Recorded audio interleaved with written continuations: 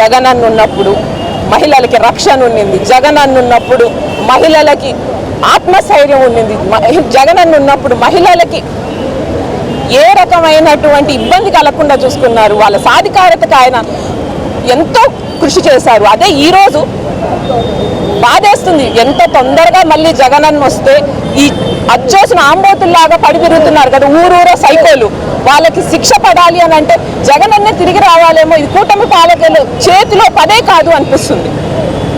నాకు ఈరోజు అనిపిస్తుంది, మీరందరూ అనుకుంటున్నారేమో మాకు అయిపోయింది, కూటమి నాయకులు ఉన్నారు, చంద్రబాబు నాయుడు గారు ఉన్నారు, మేమేం కావాలంటే అది చేసుకుంటాము అని చెప్పి.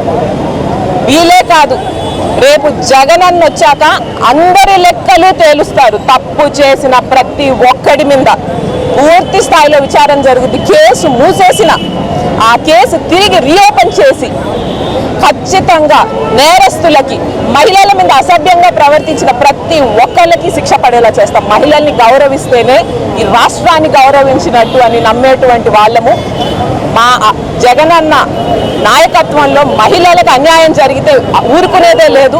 జగనన్న నాయకత్వంలోనే ఈరోజు ఆ మహనీయుడు బిఆర్ అంబేద్కర్ రచించినటువంటి రాజ్యాంగాన్ని కూడా పక్కన పెట్టేసి మీరు నారా వారి రెడ్ బుక్ రాజ్యాంగాన్ని నడుపుతున్నారు. ఇదెంతో బాధాకరమైన విషయం, ఇదెంతో మనసుకి కష్టమేసేటువంటి విషయం. అటువంటిది ఈరోజు ఆ మహనీయుడైన ఆయన బలమైన నాయకుడు, ఆత్మస్థైర్యం కలిగే మనిషిని కాబట్టి ఆ మహనీయుడు ఆత్మైనా వచ్చి చంద్రబాబు నాయుడికి బుద్ధి చెప్తుందేమో అనేటువంటి ఏకైక ఆశతో ఆయన దగ్గరికే వచ్చి మా మొర వినిపించుకుంటున్నాం. కూటమిలో మేము కన్నీరు మున్నీరు ఏడుస్తున్నా కానీ మహిళల గురించి పట్టించుకునేటువంటి పరిస్థితే లేదు. కాబట్టి ఈరోజైనా కానీ కళ్ళు తెరవండి, లేకపోతే మా మహిళల సత్తా ఏంటో చూపిస్తాను చంద్రబాబు నాయుడు గారికి. వెనక్కి తగ్గే ప్రసక్తే లేదు. ఈ మహిళకి న్యాయం జరిగేంత వరకు మేము ఈ కేసుని వదిలిపెట్టము, ఈ కేసులో ఉండేటువంటి ముద్దాయిల్ని వదిలిపెట్టము. చంద్రబాబు నాయుడు గారు ఖచ్చితంగా ఈ కేసుని పర్సనల్గా టేకప్ చేసి వెంటనే ముద్దాయిలకి శిక్ష పడేలాగా చేయాలి. ఇదే మేము గవర్నమెంట్ని డిమాండ్ చేసేది, ఇదే కనీస న్యాయం మీరు చేయగలిగేది.